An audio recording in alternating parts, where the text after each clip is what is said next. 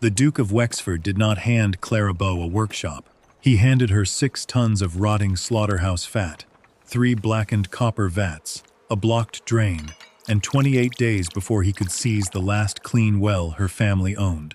Then he blocked every merchant in East London from selling her the alkali needed to make soap. To him, tallow chandlery number 9 was not a business. It was a grave, with Clara's name already written on it. The first barrel released a stench so violent that one worker vomited in the yard. The fat inside was mixed with blood, bone, dirty water, and scraps too foul even for candle makers. If Clara dumped it, the sanitation fees would bankrupt her. If she boiled it carelessly, the trapped water and caustic vapor could turn the copper vat into a weapon. But Clara had spent years preparing compounds for a forensic pharmacist. She knew that filth was not a single substance. It was layers, and layers could be separated. Her first large batch failed so badly that brown sludge flooded the stone floor. By morning, an inspector was coming to close the workshop. That was when Clara noticed what the Duke had overlooked in a warehouse full of waterlogged kelp ash. Before the 28 days were over, she would have to turn his rancid waste into soap, clean enough for hospital wounds, survive a forged poison sample carrying her own batch number, and prove before the Royal Medical Supply Committee that the Duke's celebrated soap was the dangerous one. And the final judgment would come from one thin blade cutting through the center of 2 bars. The Duke of Wexford used the silver tip of his cane to roll a cattle bone across the yard. It stopped against the hem of Clara Bow's skirt, leaving a crescent of yellow grease on the gray wool. "Your estate," he said. Behind her, tallow chandlery number 9 sagged between 2 slaughter yards in the East End heat. 3 brick chimneys stood above the roofline, but no smoke rose from them. The air was already thick without it. Rancid fat leaked from split barrels and softened in the sun. A drain beneath the loading platform had sealed itself with pale grease, black blood, and scraps of cloth. Flies lifted whenever someone moved, then settled again. Blackwood pressed a rose-scented handkerchief over his nose. His silk waistcoat was the color of bottled claret, untouched by the soot that marked every wall around him. Clara looked down at the bone, then at the folded deed held by his solicitor. The document did not grant her the workshop alone. It assigned her the spoiled stock, the unpaid sanitation charges, the ground rent, and the cost of clearing any waste, judged dangerous to the surrounding courts. A temporary operating license had been attached with red thread. 28 days. On the 29th, her family debt came due. If she failed to pay, Blackwood would gain the right to purchase the narrow parcel behind her former dispensary, including the deep well beneath it. "You wish to conduct business without my assistance," he said. "Now you may." Clara accepted the deed with clean fingers. The paper was warm from the solicitor's hand. "The well line," she said. The Duke lowered the handkerchief slightly. "What of it?" "The schedule lists the rear pipe as part of the chandlery's water service. I require written access for the full license period." The solicitor turned a page. Blackwood's eyes remained on Clara. He had expected protest, perhaps a plea concerning the debt, or the condition of the building, or the fact that every merchant who sold commercial alkali in the district depended upon one of his companies. Her request was smaller, and therefore more troublesome. "Add it," he said. Clara waited while the solicitor entered the clause, sanded the ink, and placed his initials beside it. She then asked for the furnace keys, the weighing book, and the inspection schedule. Blackwood gave a short breath behind the perfumed cloth. "There is no clean lye in London that will reach this yard without passing through my warehouses," he said. "You have spoiled fat, poisoned kettles, and 4 weeks of summer. Enjoy your empire, while you can still bear the smell." He turned before she answered. A polished carriage waited at the alley mouth, its black panels reflecting the greasy light. The Duke stepped inside without touching the door. His solicitor followed, carrying the amended deed case beneath one arm. The wheels passed through a patch of dark runoff and sent it across the stones. Clara stood still until the carriage disappeared beyond the slaughter market traffic. Only then did she lift her skirt away from the bone. The yard sounded different without Blackwood's voice. Flies worked at the barrel rims. Somewhere inside the building, metal ticked as it expanded in the heat. Water struck a blocked pipe at slow, uneven intervals. She tied a linen cloth over her mouth and entered the chandlery. The first copper vat was nearly 12 feet across. Its rim had turned green, where old alkali had eaten through the polish. Black crust climbed the inside wall in heavy rings, each one marking a careless boil. The second vat held rainwater under a skin of gray fat. The third was empty, except for bones, a broken paddle, and several inches of hardened residue. An ordinary buyer would have counted the scrap value of the copper. Clara counted the depth of the vats, the height of the furnace doors, and the distance from the water pipe to the cooling floor. She found the weighing book in a warped cabinet. The last recorded delivery had been 6 tons of mixed tallow, rejected for candle making. The entry beneath it showed no payment for removal. Blackwood had not given her a failed workshop. He had transferred the cost of his own waste. The rear pipe ended above a stone trough. Clara placed a chipped cup beneath the tap and turned the iron handle. It resisted, then released with a groan. Clear water struck the cup. She smelled it first. No sewage, no animal sweetness, no metallic rot. She touched one drop to her tongue, then spat it onto the floor and watched the color remain clean against the stone. Cold water from a deep source. Outside, the cattle bone still lay where Blackwood had pushed it. Clara set the amended deed beside the weighing book and opened the furnace key ring across the page. 28 days remained. She had no commercial alkali, no workers, and more spoiled fat than the yard could legally hold. But the Duke had left her the one material his own soapworks could not command: clean water. By noon, Clara had divided the yard with chalk. One line marked what could be touched with bare wood or iron. Another marked what required cloth over the mouth and gloves at the wrist.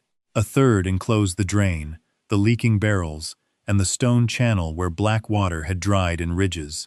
She found 6 serviceable buckets, 2 iron skimmers, a bent sampling ladle, and 1 length of chain that had not rusted through. Everything else she placed against the far wall for cleaning or disposal. The first barrel resisted its crowbar. Clara braced one boot against the hoop and pulled until the lid shifted half an inch. A breath of trapped gas escaped with a wet hiss.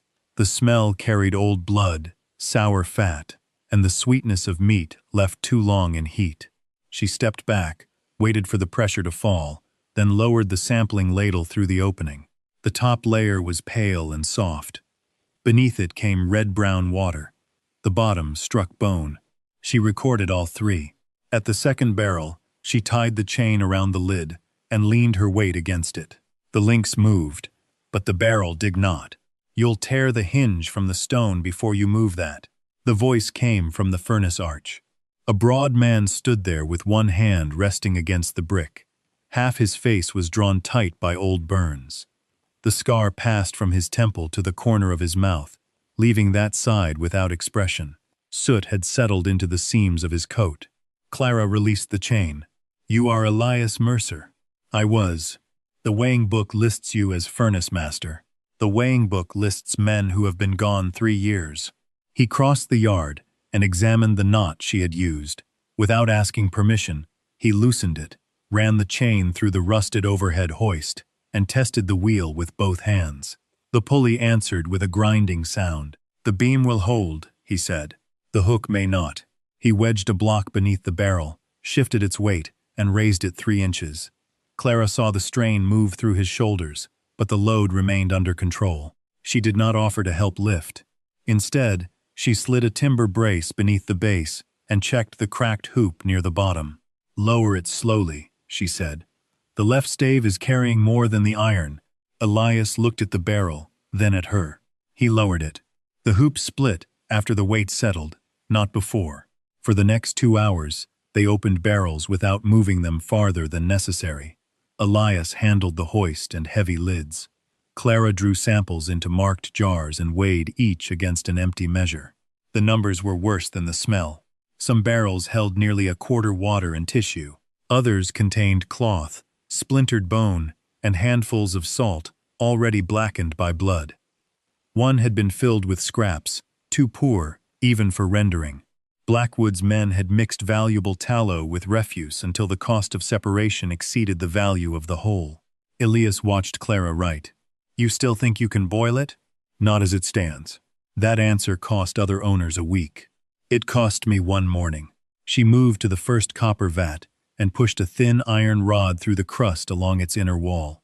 The rod came back striped, hard black carbon at the tip, a softer green layer above it, and greasy brown residue near the surface. The copper is not ruined, she said. The cleaning was stopped before the metal was reached. The third vat leaks. Where? Under the furnace shoulder. It opens when the heat rises. She marked the location in chalk. The third vat would not be used until the seam was tested cold. That decision changed Elias's attention. He stopped watching her, as if waiting for the first foolish order. They cleared enough space to reach the drain mouth. Clara refused to pour hot water into it before they knew where the blockage ended. Elias fetched a narrow iron bar and drove it through the first foot of hardened grease. The pipe answered with a dull, solid knock. Packed all the way to the turn, he said. How far? 12 feet, perhaps 14. The cleaning would cost most of a day and leave them with nowhere to discard the waste. Clara closed the drain cover again. Then it waits. Nothing enters that channel until we can account for what leaves it. Elias wiped the iron bar with old sacking. I was paid through last winter, he said. Then the Duke closed the place and called the rest severance. I can pay one day. One day will not clean a vat. No, but it will tell me whether you know this furnace as well as the book claims. The unscarred side of his mouth tightened. It was not a smile.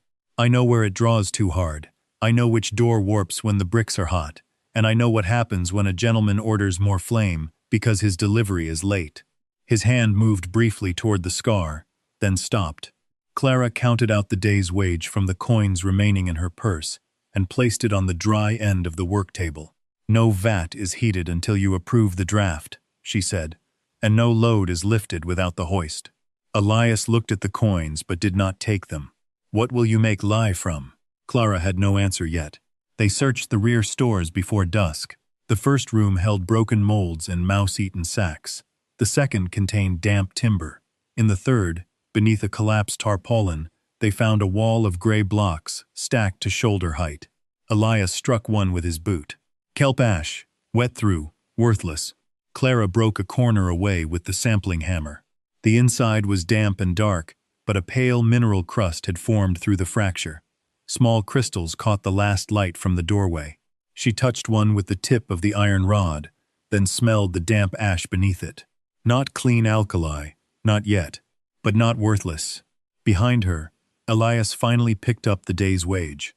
Clara carried one block of kelp ash to the work table and set the pharmacist's balance beside it. The scale had belonged to the dispensary her family lost. Its brass pans were dark at the edges, but the beam still settled at the center when both sides were empty. She had wrapped it in linen before Blackwood's men inventoried the rooms, describing it as a household measure of no commercial value. Now it was the most precise instrument in the chandlery. She chipped the damp ash into pieces, weighed equal portions, and placed them in 3 buckets of hot well water. One she stirred at once, one she left untouched. Into the third, she added more water than judgment recommended, because a bad proportion could teach as much as a good one if it was marked clearly. Elias watched from the furnace door. You mean to wash soap from stone? I mean to learn what the water carries out. By afternoon, the first bucket had turned cloudy gray. Clara poured each solution through folded linen into separate jars and allowed the sediment to fall. The liquid above it felt slippery between 2 gloved fingers, but weak. It was not the caustic alkali needed to break fat cleanly. She set a small copper spoon over a spirit flame, added a measured drop of the solution and a trace of lamp oil, then watched the surface. The mixture clouded, but did not bind. Too much water, too little strength. The odor of warm alkali caught at the back of her throat. For an instant, the chandlery table became the narrow compounding bench of Dr. Harlan's forensic rooms. She saw his square hands place 2 nearly identical jars before her. One had been washed properly. The other carried an invisible film from an earlier preparation. The contaminated compound had changed color 6 hours later. 2 patients had already received it. After that day, Clara had marked every vessel before she touched its contents. Clean, used, uncertain. She had never again accepted appearance as proof. The memory ended where the work required it to end. She took a piece of chalk and wrote 3 lines on a board above the table. Clean the fat. Make the alkali. Test before scaling. Elias read them without comment. The ash gives carbonate salts, Clara said. Useful, but not strong enough as it stands. It must be treated with lime, settled, filtered, and tested again. How much lime? Enough to make the first working batch, more than we own. They searched the outbuildings and found half a sack beneath collapsed plaster. The contents had hardened into stones. Elias broke one with a hammer. The center was dry, but much of the lime had already taken moisture from the air and lost its strength. Clara weighed the usable fraction.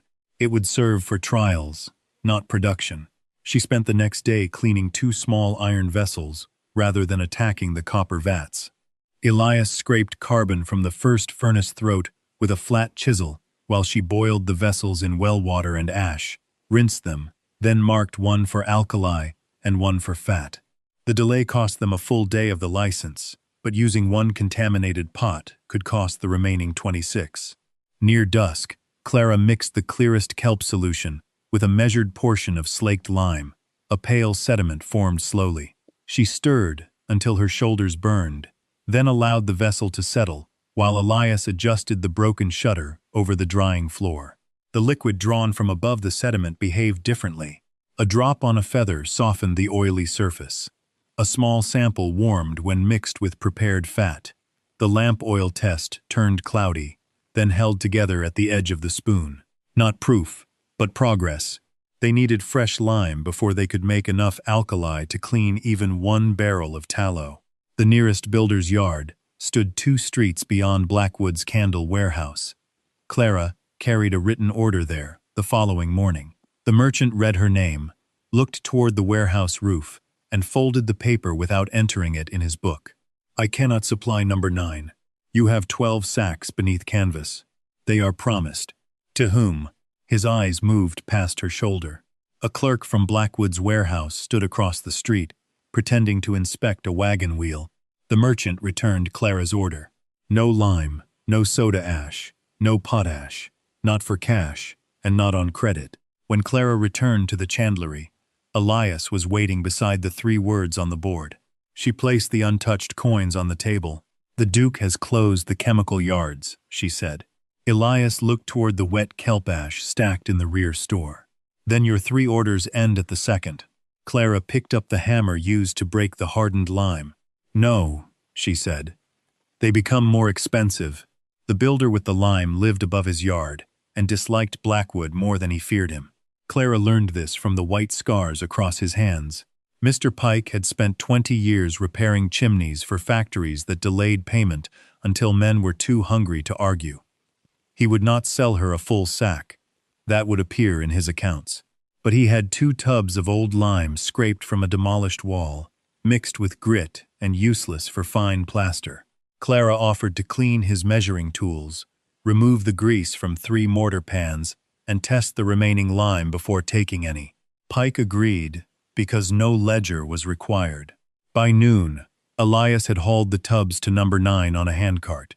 Clara sifted out brick dust and stone, then slaked a small portion under a damp cloth.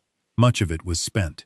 Enough remained active to heat the water and raise a thin white vapor. Barely half a batch, Elias said. Then half a batch must teach us something. The chain hoist had to move before any fat could reach the furnace.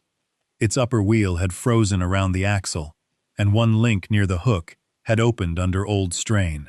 Elias soaked the axle in oil, drove out the bent pin, and replaced it with iron cut from a broken mold frame. Clara measured the damaged link and refused to let him hammer it closed. It has stretched, she said. Closing it will hide the weakness, and replacing it costs time. A fallen barrel costs a man. They cut away the link and shortened the chain. The repair consumed 3 hours and 1 length of iron they could not replace. When Elias tested it with a barrel half filled with water, the beam groaned but held. He marked the safe height on the post with a line of red chalk. Only then did they begin the fat. The first barrel was warmed beside the furnace rather than over it. As the contents softened, Elias tilted it through the hoist, while Clara guided the flow into an iron rendering pot. Bone and cloth struck the screen with dull taps. Dark liquid passed through first, followed by pale lumps that collapsed in the heat. Clara kept the fire low. The smell sharpened as blood proteins cooked against the metal.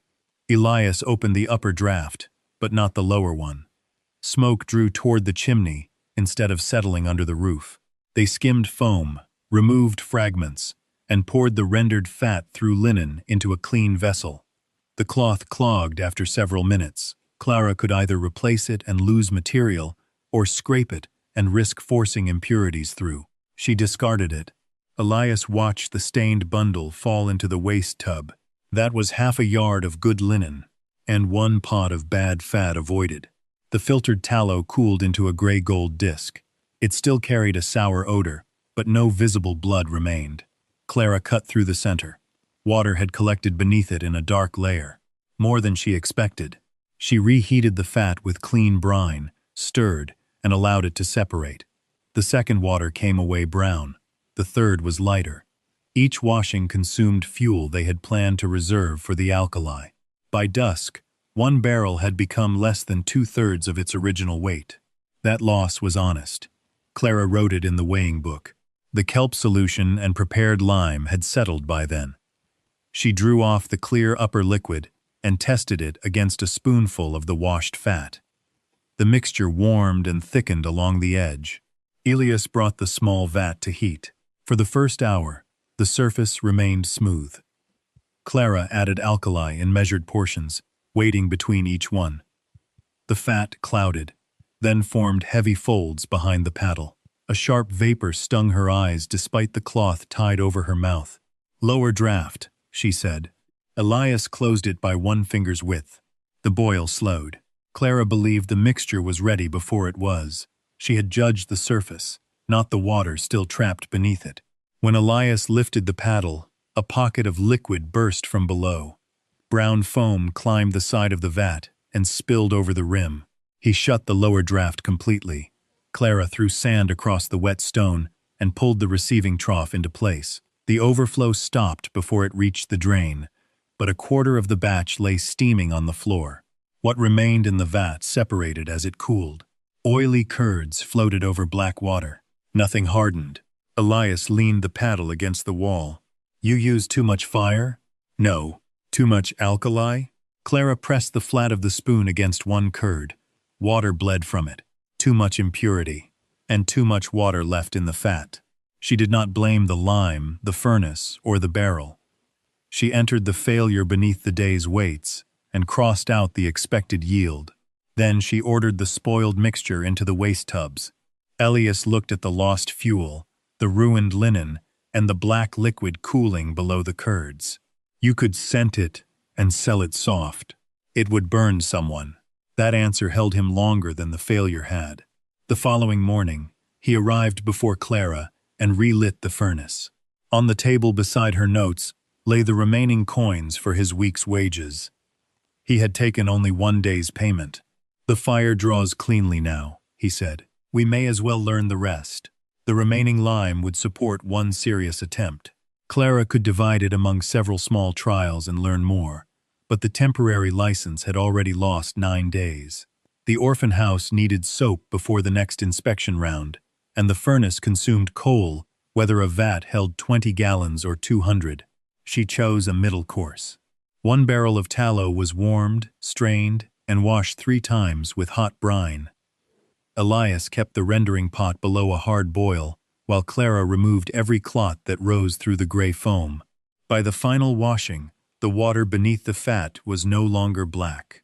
It was the color of weak tea. The cleaner tallow weighed 43 pounds, less than the barrel record. Clara entered the loss without hesitation. "Nearly a third gone," Elias said. "A third was never usable." They prepared the alkali in the marked vessel.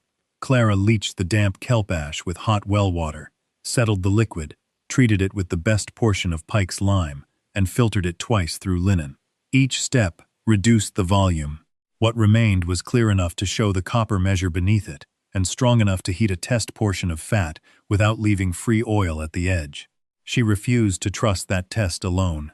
3 spoonfuls were set over separate flames.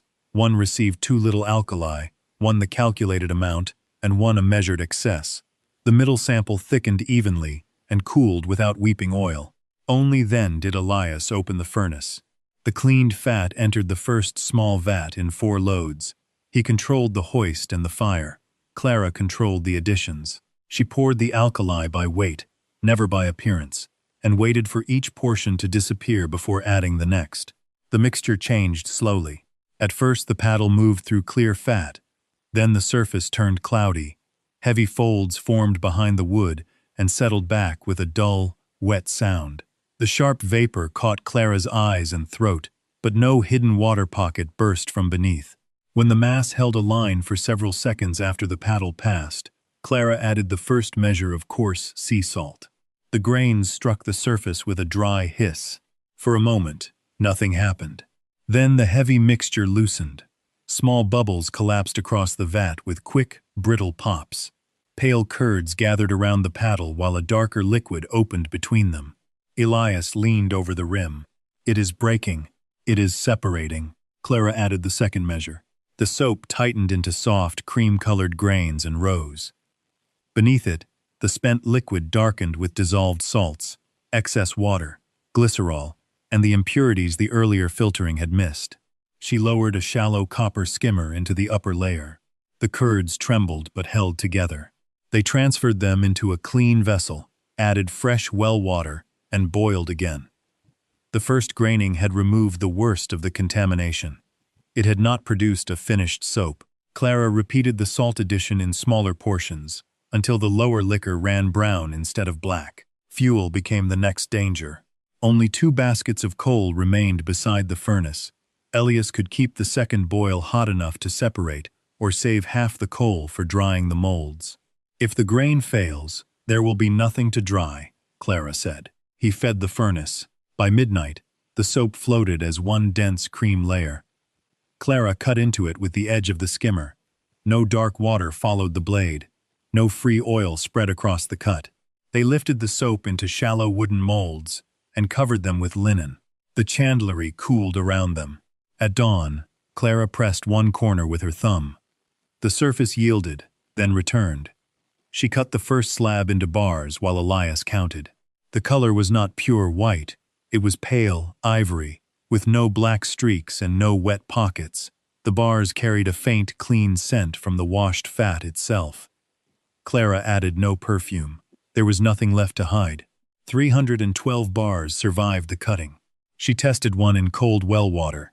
The lather was low but even.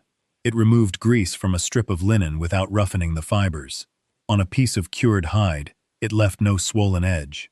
That afternoon, Sister Agnes from the nearby orphan house entered the yard with a basket over one arm. She had heard that number 9 was boiling again and expected to ask for scraps suitable for laundry. Clara gave her 40 full bars instead. "No charge," Clara said. "Record how quickly they soften, whether they redden the children's hands, and how many dressings are needed for cracked skin." Sister Agnes looked from the orderly molds to the dark waste liquor sealed in covered tubs. "You want a report? I want to know what fails." 7 days later, she returned in a hired cart.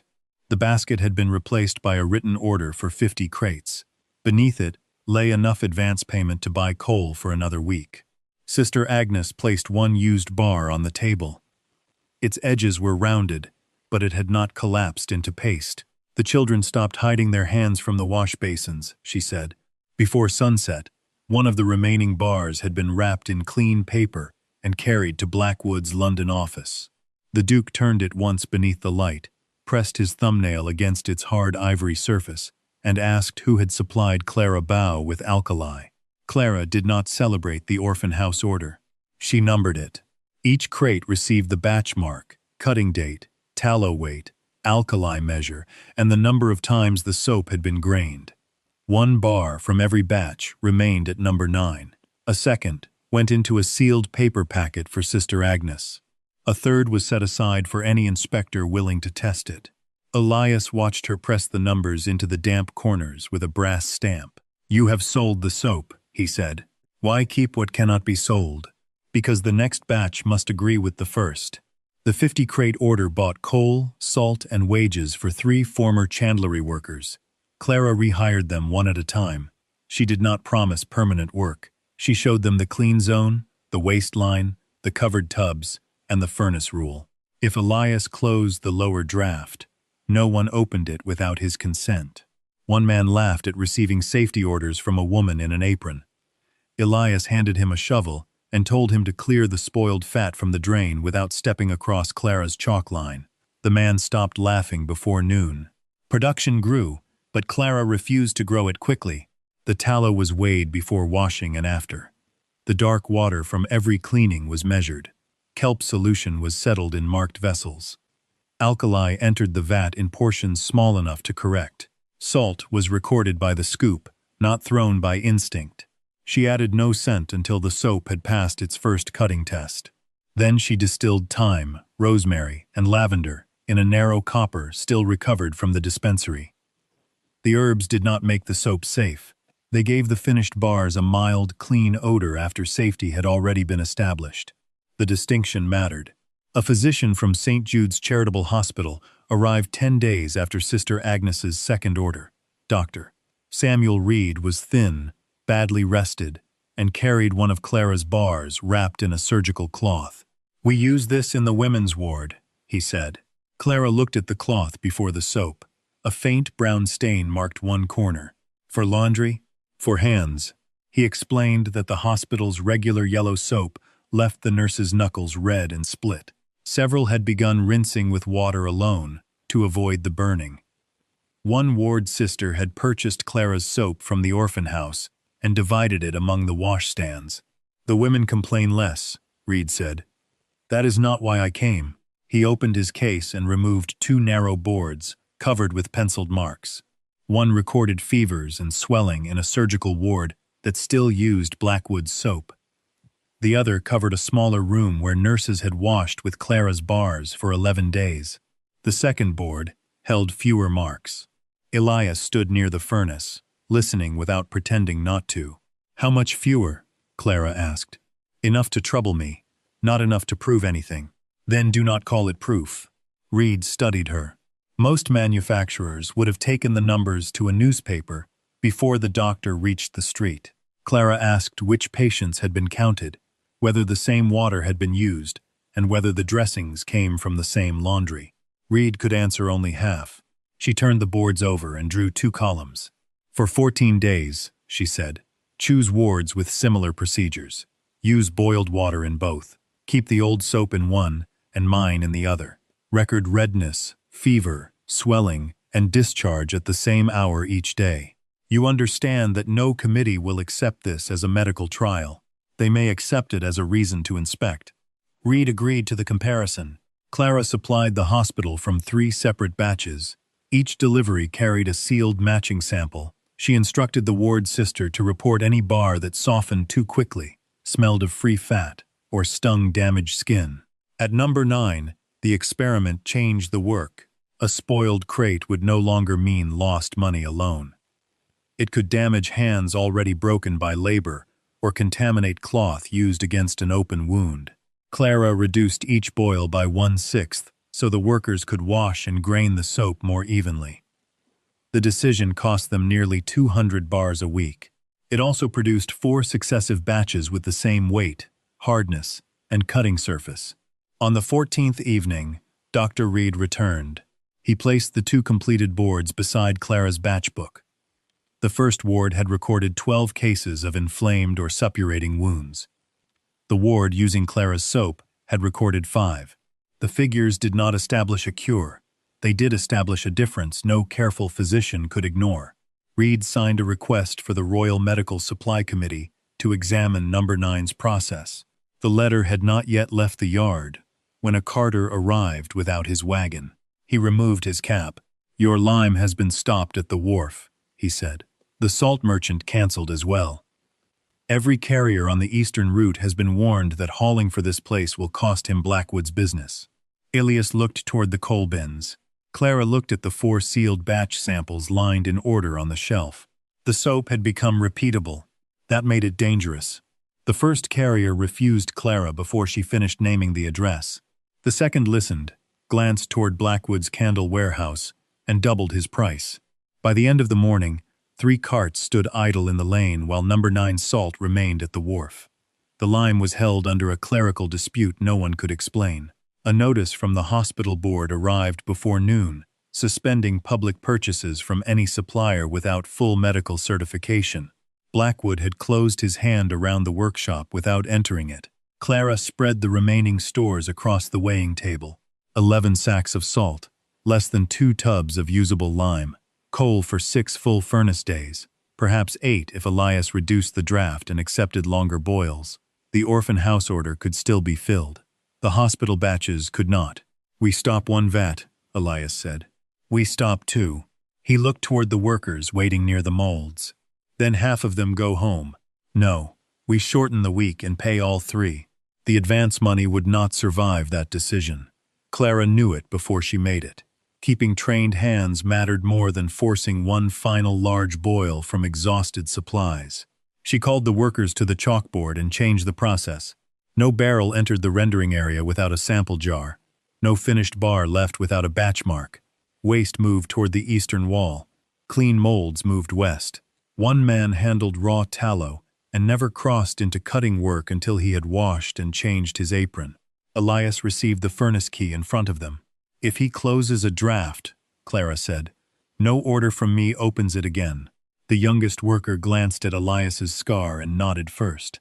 Salt reached them in small quantities through the fish market. Sister Agnes introduced Clara to 2 widows who purchased coarse sea salt for preserving herring. Each carried only what could fit beneath sacking in a handcart. The price was poor, but no Blackwood invoice recorded the sale. Lime proved harder. Mr. Pike found enough from 2 demolition sites to treat 1 more vessel of kelp solution. Clara accepted grit, plaster dust, and irregular strength because she could test each portion before use. The work slowed to half its former output. The rumors moved faster. A local paper printed that number 9 boiled diseased slaughter waste into soap for children. Customers canceled 7 crates before Clara saw the article. One shopkeeper returned an unopened box and left it in the yard without requesting his deposit. Clara cut a bar from the returned crate. The surface shone. Her soap dried to a matte ivory. This one was yellow-white, heavily perfumed, and softer near the center. She pressed her thumb against the cut face. Moisture gathered around the mark. Elias smelled it once and pulled back. Rose. Blackwood used rose perfume to bury the harsh odor of excess alkali. Clara checked the crate number. It matched a batch she had made 12 days earlier. The stamp on the bars did not. Her own brass marker left a narrow break in the number 9 where the tool had chipped. These marks were smooth. The soap had been replaced. She wrapped 1 false bar in linen, sealed it with plain wax, and placed it beside the retained sample from the genuine batch. The 2 carried the same written number and nothing else in common. "Take them to the paper," one worker said. "Not yet. They called us poisoners. And if we answer before the samples are witnessed, they will call this substitution our invention." Clara sent for Dr. Reed, Sister Agnes, and the district inspector. Each watched her open the retained packet, compare the stamps, and test both soaps in equal measures of well water. The false bar left a sharper solution and softened along its center. The original held its edge. All 3 signed the comparison sheet. The inspector did not withdraw the suspension. Instead, he unfolded a second order. A complaint had been filed concerning unlicensed chemical manufacture, unsafe waste storage, and falsified medical claims. Unless Clara established the origin and safety of every bar in the building, all existing stock would be sealed in 72 hours. Behind him, the drying room held more than 2,000 finished bars. Coal dust lay thin across the bottom of the last bin. The new lime had not arrived. 7 canceled crates blocked the loading door. Clara read the order twice, then asked the inspector to write the exact hour of his return beside his signature. When he left, Elias placed the false soap and the genuine sample under the same lamp. 3 days, he said. Clara looked from the matching numbers to the unequal cut surfaces. Blackwood had tried to make her product impossible to trust. The only answer was to make every bar capable of proving where it came from. The final delivery of tallow arrived before dawn. It came without the regular carter, in 6 barrels marked with the slaughterhouse seal and a receipt showing the correct weight. Clara sampled each one before the lids were fully removed. The upper fat looked ordinary, gray-yellow, soft from the summer heat. The first jar showed more red water than expected, but not enough to reject an entire load with 72 hours remaining. She ordered the barrels separated from the older stock. By noon, the inspector's deadline had reduced every decision to cost. If Clara used the retained tallow, she could produce one small witnessed batch and leave most of the drying room unverified. If she used the new delivery, she could demonstrate that number 9 still operated at useful scale. She chose 2 of the new barrels. Elias warmed them beside the furnace while the workers prepared screens, clean linen, brine, and covered waste tubs. Dr. Reed and Sister Agnes stood beyond the chalk line as witnesses. The inspector had sent a clerk to record the weights. The first rendering produced too much dark liquid. Clara ordered a second washing. The water came away red-brown. The third remained cloudy. "We lose the day if we wash again," Elias said. "We lose the vat if we do not." They washed it a 4th time. The fat hardened with a clean surface, but its weight remained wrong. It had surrendered less water than the jars suggested it contained. Clara cut through the disc. Small pockets of soft tissue remained inside, almost the same color as the tallow. Someone had minced refuse finely enough to pass the first screen. She should have stopped. The drying room held more than 2,000 bars under threat of seizure. The witnesses were present. Coal would not support another full preparation before the inspector returned. Clara ordered the fat remelted and filtered through doubled linen. The choice cost them cloth, fuel, and 3 hours. By evening, the prepared tallow entered the large vat. Elias kept the lower draft narrow. Clara added alkali in measured portions, while the clerk wrote every weight. The mixture thickened more slowly than previous batches. Then the surface began to tremble. Not the broad folding motion of proper soap. Small pulses rose from below and vanished before reaching the paddle. "Water," Clara said. Elias reached for the draft lever. A pocket ruptured beneath the surface. Brown foam climbed the copper wall in one sudden mass. It carried cooked tissue, alkali vapor, and the sour odor of the original barrels. The first surge crossed the rim before Elias shut the lower draft. "Receiving trough," Clara ordered. 2 workers dragged it beneath the spill. Another threw sand across the stone. The foam struck the floor and spread in a steaming sheet, thick enough to hold the marks of their boots. Elias closed the upper draft to starve the fire. The vat continued to rise. They could preserve the batch by heating through the trapped water, but the pressure might force hot alkali through the weakened seam near the furnace shoulder. Clara saw Elias looking at that seam. "Open the emergency draw. We lose most of it." "Open it." He pulled the iron handle. Black liquor and half-formed soap rushed through the lower channel into the covered waste tank. The vat settled by inches. The copper wall stopped shuddering. No one had been burned. Nearly all the batch was gone. The clerk stood with his pen held above the page. Sister Agnes had pressed her sleeve over her mouth. Dr. Reed watched the dark foam collapse across the sanded floor. The disaster would be included in every report. Clara waited until the metal cooled enough to approach. She knelt at the edge of the spill and separated a clot with the sampling spoon. Fine strands of tissue ran through the soap. Beneath them lay small, hard grains that were neither salt nor ash. Bone meal. The load had not been careless slaughter waste. It had been prepared to resist separation. One of the workers kicked the empty barrel. "The Duke sent it." "We cannot prove who ordered it," Clara said. She crossed to the sample shelf. Every incoming barrel had produced a sealed jar before rendering. The 2 jars from the failed load showed the same fine tissue suspended through the water. Beside them stood samples from earlier deliveries, with larger impurities that settled naturally to the bottom. Dr. Reed compared the jars under the lamp. "This one was ground." "Yes." The inspector's clerk looked at the ruined floor. Then at the samples he had watched Clara seal. "Will this stop the closure?" "No," Clara said, "but it will explain the failure." The coal bin held enough fuel for one reduced boil. The workers had lost a day. The lime would support only a narrow batch. Nothing in the drying room could leave until its identity was established. Clara removed the furnace keys from her belt and closed the second and third vats herself. "We will not chase volume again," she said. "One vat, one numbered batch. Every weight witnessed from the raw jar to the cut bar." "And the stock already made?" Elias asked. "We match it to the retained samples. Anything that cannot be matched stays here. That may ruin us." "It may." She looked across the floor where brown sludge covered the stones Blackwood had expected to bury her beneath. "Tomorrow we make the committee watch the work, instead of listening to the accusation." Elias picked up a shovel and began lifting the failed soap into the waste tubs. By midnight, the stones were visible again. At the center of the clean table, Clara placed the sealed jar from the sabotaged tallow, the false perfumed bar, and one ivory sample from each successful batch. The ruin had taken their last chance to produce in quantity.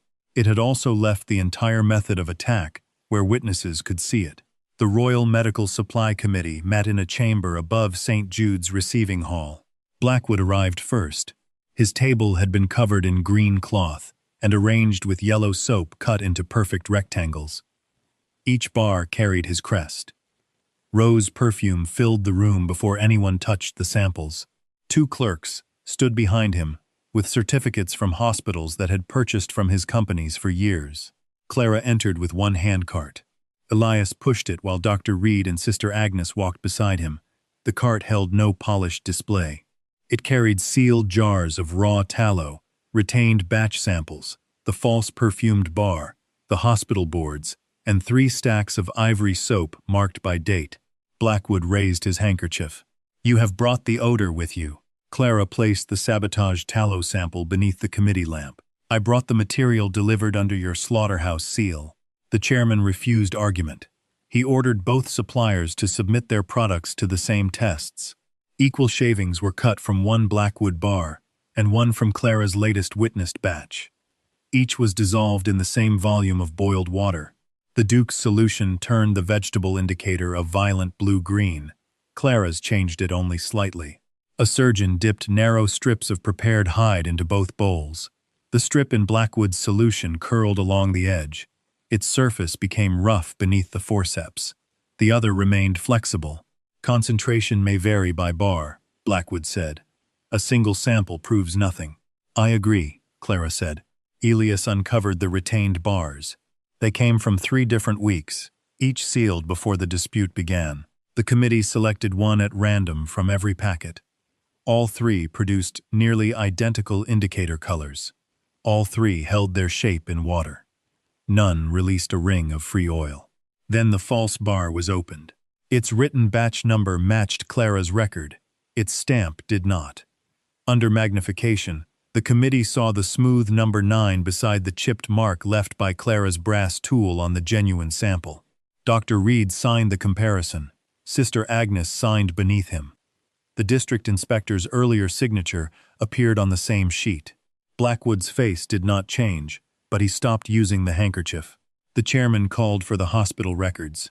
Reed presented the 2 ward boards and explained the conditions of the 14-day comparison. He did not claim Clara's soap cured disease. He stated only what had been observed: 12 inflamed or suppurating wounds in the ward, using the old soap, 5 in the ward, using Clara's, with the same boiled water and comparable procedures. Blackwood questioned the sample size. Reed accepted the objection. "The figures require further study," he said. "They do not require us to ignore the burns caused by excess alkali." The chairman selected one final bar from Clara's cart. A surgeon placed it on a white board and drew a narrow blade across the corner. The sound was dry and even. A thin ivory ribbon curled from the cut. The exposed face was dense, smooth, and uniform from edge to center. No wet pocket darkened the surface. No yellow oil gathered along the blade. No soft core collapsed under pressure. The surgeon shaved a second strip from Blackwood's soap. The outer layer cut cleanly. Near the center, The blade dragged through a damp seam. A bead of caustic liquid formed where the metal passed. No one spoke for several seconds. The chairman asked for the production records from number 9. Clara opened the weighing book to the witnessed batch.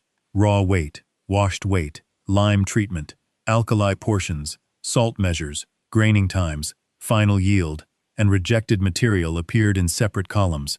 The inspector's clerk had initialed each stage. Blackwood's certificates showed deliveries and payments. They contained no batch weights, retained samples, or rejection record. The committee withdrew for less than an hour. When the doors reopened, the chairman read the order without ceremony. All current Blackwood Hospital stock would be suspended and inspected for excess alkali. His emergency supply license was withdrawn, pending investigation. Number 9 would receive provisional approval for controlled hospital production, subject to retained samples and weekly inspection. Elias exhaled through his nose. Clara remained standing. "And the 6-month contract?" she asked. "The final award requires a vote tomorrow morning." Blackwood gathered none of his soap. As he passed Clara's cart, his sleeve brushed the jar of ground tissue and bone meal. He looked at it, then at the 3 ivory bars whose cut faces matched one another exactly. For the first time since he had pushed the cattle bone toward her skirt, he had no object in his hand that could turn contempt into authority. By morning, the committee would decide whether Clara had proved enough to save the workshop or only enough to destroy his contract. The committee awarded number 9 the contract at 11 the next morning. 18,000 bars a month for 6 months. Clara read the figure once, then turned to the payment terms. The first advance covered coal, salt, lime, wages, and transport. The committee had written weekly inspections into the agreement and required 1 retained sample from every batch. She requested 1 amendment. No delivery schedule may compel the furnace master to exceed the recorded heat limits. The chairman looked toward Elias. "You are willing to reduce output under a hospital contract?" "I am willing to reject unsafe output under one." The clause was added. By noon, the advance had been transferred through the committee's bank. Clara used the first portion to clear the debt attached to her family parcel. The purchase option on the deep well was cancelled before Blackwood's solicitor could invoke it. She did not buy new furniture for the office. She bought coal, then lime, coarse salt, linen filters, iron hoops, and 2 additional sets of protective gloves. The 3 workers already at number 9 received full wages for the shortened week. 3 former hands were offered positions under the same furnace and cleanliness rules. Elias became works superintendent. Clara placed the second furnace key in his palm. "You may stop any vat," she said. "Even yours?" "Especially mine." The burned side of his face did not move. The other almost did. The first contract month was not easy. 2 batches were rejected for uneven hardness. 1 delivery arrived late because Clara refused to send bars that had not dried fully. An inspector opened random crates at the hospital and compared them with sealed samples from the chandlery. Every accepted batch matched.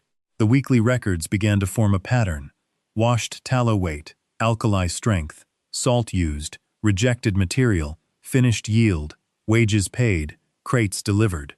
Production rose without returning to the reckless heat Blackwood had demanded from his factories. At St. Jude's, Dr. Reed continued the ward comparisons. The numbers varied from week to week, but the staff reported fewer burned hands and fewer nurses avoiding the washstands. Sister Agnes ordered smaller bars for the children, easier to grip and less likely to be dropped into dirty water. Number 9 altered the molds. The work created its own answers. Blackwood's warehouses did not recover. Inspectors found excessive free alkali in several stored lots, and no reliable means of tracing which hospitals had received them. The forged sample complaint was transferred to a magistrate. His emergency licenses remained suspended while the committee demanded the return and destruction of unsafe stock. He sold 2 warehouses, a carriage, and part of his transport concern to pay the recall costs. No public speech announced his fall. Men who once waited outside his office began sending their invoices elsewhere. 4 months after the cattle bone crossed the yard, morning light entered number 9 through windows scrubbed clear of grease. The drain ran freely beneath an iron cover. Clean molds stood on the western racks. Covered waste tubs waited along the eastern wall. Steam rose from one active vat, while the other two remained cold between scheduled boils. A bleached cattle bone hung beside the inspection table. Clara had kept it as a training sample. New workers learned to identify the tissue, marrow, and fragments that had to be removed before rendering. What Blackwood had used as an insult now served as a standard. Outside, wheels splashed through the alley. Blackwood passed on foot. His dark coat had lost the sharp fit it once held. Mud marked the cuffs. He stepped around one puddle and into another when a delivery cart forced him against the wall. For 1 second, he looked through the open doors at the orderly rows of ivory soap. He carried no rose-scented handkerchief. Clara did not go to the doorway. She stood at the cutting table with Elias's furnace report beside her and a fresh block of soap beneath her hand. She placed a thin blade against the corner and drew it forward. The sound was crisp. An even ribbon curled away, revealing a dense white surface without a wet seam, dark fleck, or pocket of oil. Clara examined the cut beneath the morning light. She pressed the batch number into the finished bar, set it in the approved tray, and reached for the next one. Purity was not a miracle. It was work that could be repeated.